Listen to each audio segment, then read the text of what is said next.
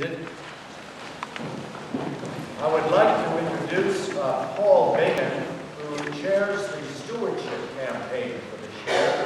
And Paul will give us some introductory remarks about the stewardship campaign for this year, or the stewardship time of generosity of time, talent, as well as treasury. And then we'll introduce Mr. DonaldCWilliams, who will give the homily this morning on stewardship. Paul? Thank you very much, John. Well, as you probably gathered walking into church this morning with the banners and the Burma-shaped signs, as we refer to them, conveying the message of stewardship, that it's that time of year again where we're talking about stewardship and the importance of giving of one's time, talent, and treasure.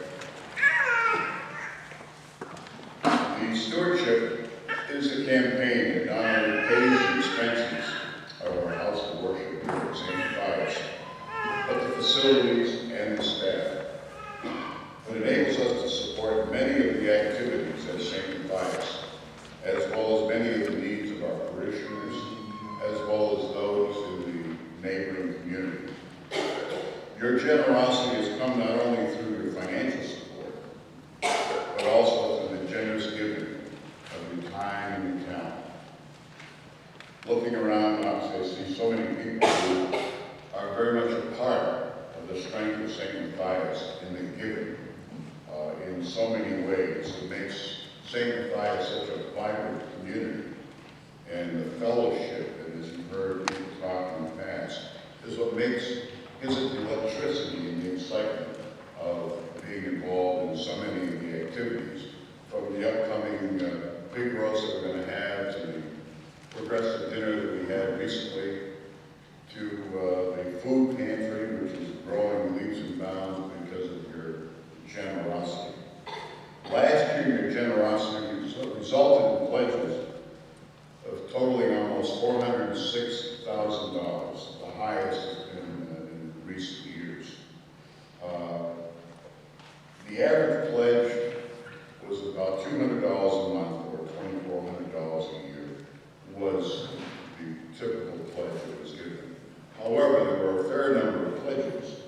There were $10 a week, $20 a week, and it may sound like a small amount, but people are very much giving from their heart. And this all adds up to our being able to conduct and carry on so many of the activities at St. Matthias. What's remarkable is all the financial accomplishments that were achieved through your generosity were outstanding, but it still only represented 54% of the congregation. So a few people carrying a lot of weight. So imagine what the situation would be if everybody participated in some way or another. In the next 2 weeks, you're going to hear from individuals from our community talking about what St. Matthias has meant to them, and why the electricity that's generated at St. Matthias is so important, and is what brings us back, not only for Father John's sermons, the atmosphere, the people, all very, very important in making a community of worship. The pledge cards were sent out yesterday. You should be receiving them tomorrow, Tuesday at the latest. And remember, when you fill out the cards, we are all stewards of God's gifts, and it's for us to share with others. In fact, I think up on the board, you can see a comment from Winston Churchill that was very much said so much. We make a living by what we get, but we make a life by what we give. Very, very powerful. This morning we have with us DonaldCWilliams, who's going to talk about another element of stewardship that is not really addressed. We normally talk about time, talent, and treasure, but a mystery link that needs emphasis is relationships, and that's what Don's going to God's money. Thank you.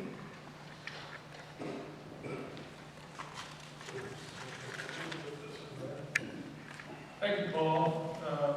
Before I start, our stewardship committee is doing a great job this year and has developed the nuts and bolts that are always needed to put framework around this thing called stewardship in the fall. But I'm going to talk a little bit today about something a little different. And I'd like to start by saying good morning. Good morning. Good morning. Good morning. On a day like this, it has to be showered. I was over in the hallway listening to the gospel, and it says in the rubric that the sermon will be preached on the gospel for the day. I can assure you this homily or talk or whatever it is will not be on that gospel. It's tough, and I couldn't weave it in, so we're going to go with some other comments. But it is that time of the year, as Paul said, this is the time when all those wacky Episcopalians start talking about something that we shy away from talking about. We talk about money. Yep, it's that time to talk about stewardship in our parish. But today, I want to talk about how that stewardship relates to us individually and with our personal relationships, not just amongst one another, but with God. Today, I want to talk about a different way of looking at the messages that we hear every fall. And in fact, I would like to talk today about a stewardship message that is sometimes lost in all the hustle and bustle. A personal message, a message about our relationship with God. To begin with, I would like to speak a couple of minutes on what I see as stewardship and some things that I don't believe are good stewardship or good faithful stewardship. In other words, what it is and what it is not. Now keep in mind, I'm not a professional. I spent some time on stewardship commission in the diocese many years ago, and I developed these deeply seated beliefs over time, but I'm here today to provide some additive comments to the work that the committee is doing here in the parish. First, stewardship is a belief. It's a belief that all that we have, all creation, everything amidst us, comes from God. It doesn't come from other people. It doesn't come from government programs. It doesn't come from companies or unions or associations or country clubs or even from the church. Everything that we have comes from God. Stewardship giving is that response to that enormous gift where we give for no other reason than we are in love with the God that is so gracious and kind to us. And we have a need to respond to those gifts. See, stewardship is a realization that where our hearts are, so lie our treasure. And it's part of worshiping an almighty but loving God. Inherent in this belief of stewardship is the understanding that we have a very real need to return the gifts that He gives us to Him to further His work. It's sometimes called Thanksgiving. Thanksgiving. Thanksgiving comes once a year. Thanksgiving comes every day. It's giving because we have a God-given need, an emotional need, a physical need to give thanks. A need that is led by faith and giving that is sacrificial. Each of us have this inherent need, every one of us, because we are given so much. You may feel this need when you walk into the grocery store at Christmas time and there's the lady with the kettle from the Salvation Army, and you reach in your pocket, reflexively put something there because you know that it's going to something good.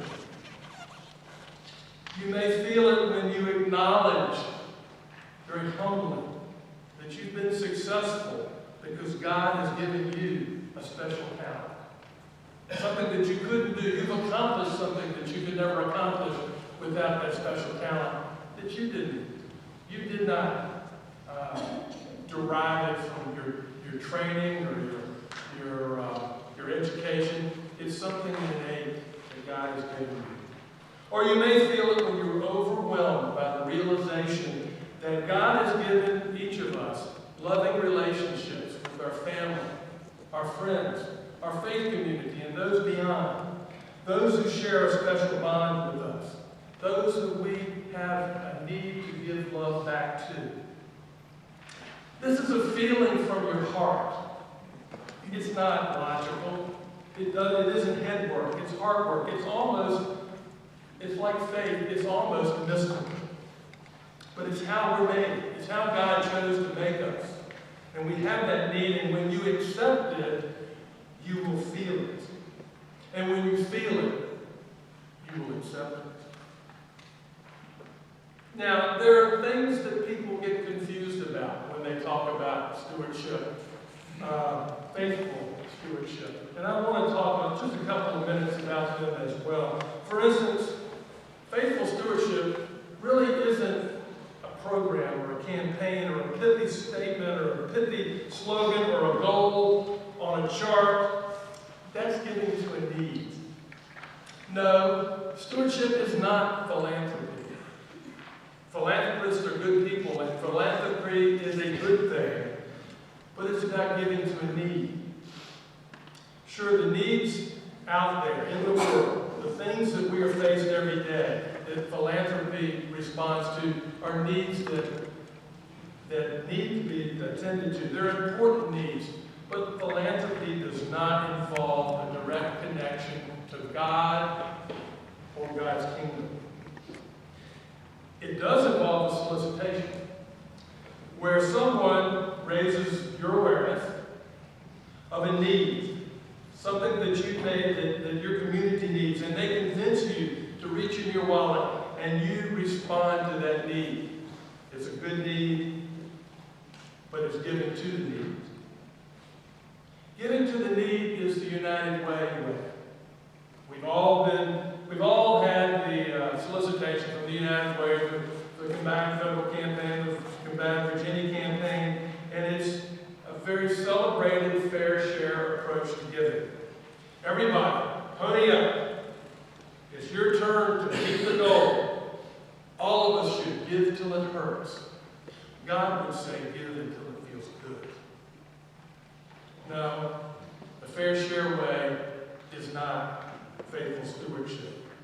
Now, I give to charities and I support organizations and causes. I will stand here in weeks to come and ask you to support the ALS Association.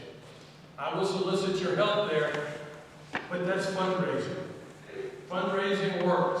That's why people do it. The fair share approach to giving has served the United Way well for scores of years. But it is not, make no mistake about it, it is not faith-based giving, and it is not what Jesus asked us to do. Now, this is the continuum of giving. All this giving is very good. The world on one side, Christ on the other. Fair share giving, faithful stewardship giving. We all fit somewhere on that continuum. Bill Gates fits over here very clearly for me under the fair share part. He's giving away hundreds of millions of dollars, and that's a good thing, I'm sure. I don't know whether he is called by God to do that or not. In reading what he said, he's certainly giving his fair share.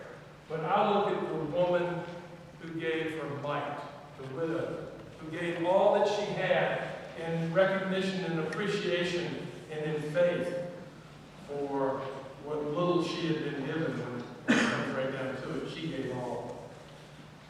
Fair share giving is person-centered. It's person to person. A solicitation, giving to an organization, giving to that personal need.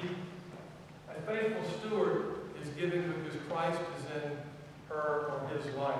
God has touched them. That person recognizes their With fair share giving, you get recognition. Your name is in the book. It's on the, it's in the book of gifts that you get at the University of Richmond every year. At least I do. And I always look for my name. It's there. I get the recognition. But what I need to give, the real opportunity here is to respond to the need, not for the recognition, but to answer that need. And finally, with fair share giving, you get a tax benefit. Now, I did my 2011 taxes last week. Yes, I got the October extension. I finished my taxes, and I looked for every tax benefit I could. And I captured as many as I could because that's the way we live in this fair share world. But in the world of faithful stewardship, we're looking for fulfillment. We're not looking for the tax benefit. We're looking for the fulfillment that relationship that we have that God gives us like nothing else that we have in life. Now, how do we move from fair share giving to faithful stewardship? We're all on this continuum somewhere. Well, this is where I get to step back and say some weasel words and say, I don't have that answer. You see, faithful giving is part of your personal relationship with God. And I can't answer that for you. We're Episcopalians. We're taught that there are no easy answers. We're the yes but church. I can give you an opinion, but there's another opinion that's equally valid. So we don't practice telling people what they should do. Really, it's none of anyone else's business.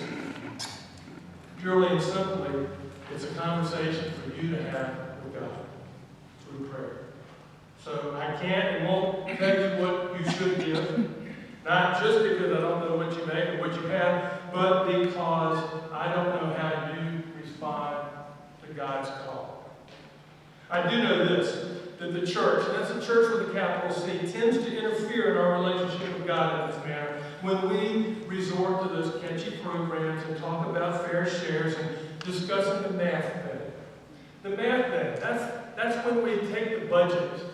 I've been there so I can say this. You take that budget and you do the math thing to it. You divide it up and you figure out, if everybody just gave this, or if everybody just increased their giving 1%, look how much more we could do, look what we could accomplish, what we could do to give to a budget. That is not giving because we have the need to give. That's giving to a very specific need. I absolutely believe that your need to give has nothing to do with a thermometer, although sometimes here in the church it's good to have a thermometer up here and put the air conditioning on or turn it down, but it doesn't matter whether we're making our goal or not.